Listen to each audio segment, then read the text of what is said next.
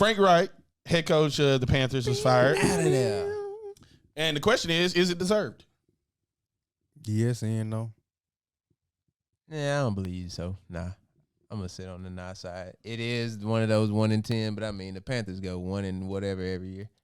I mean, that's crazy. They go 1 in whatever every year, though. That's why. It was a game before the playoffs last year, and then you like that. Yeah. I feel like it's not having your pick, too. It's like, yeah, bro, you gone, bro. Not having your what? Your pick. What you mean? You asked for no reason. You don't get your draft pick. Oh, yeah, that's fair. And then the Bears get it. Yeah, I hear that. Yeah, that is tough.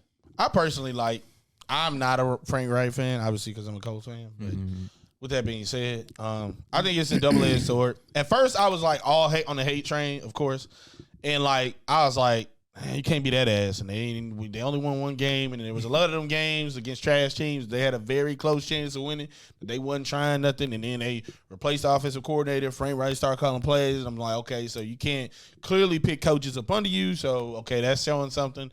And then it's like y'all folded that game. I think it was like something they did late in the game, and they just did something stupid. Like it's a 4th and 6 instead of going for it. They didn't basically go for it. Actually, just go for it. So it's like, okay, you clearly trash, and it's like you got to make a change. Now on the flip side of that, you could argue obviously got a brand new rookie quarterback. You really don't have nothing on the team, and you got Adam Thielen basically, and like everybody else was ass, and like blah blah blah blah blah.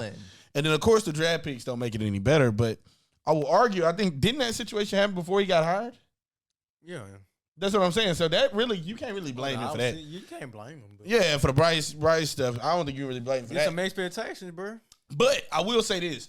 The one thing that made me flip kind of a little bit was when I saw David Tepper do his little conference about it and pronounce his name wrong and shit. And it's like, bro, you know how to say his name, bro. Like, you know how to say bro name, bro. Don't do that. Like, at that point, you Shit just like that do be weak. Yeah, it's like, come on, bro. You know how to say homie's name. Like, don't do that. Like, he's been your head coach. You don't know how to say his name, but you're so up his ass about his performance, but you don't know how to say his name. Like, come on, bro. I wonder how getting fired as a coach should be like.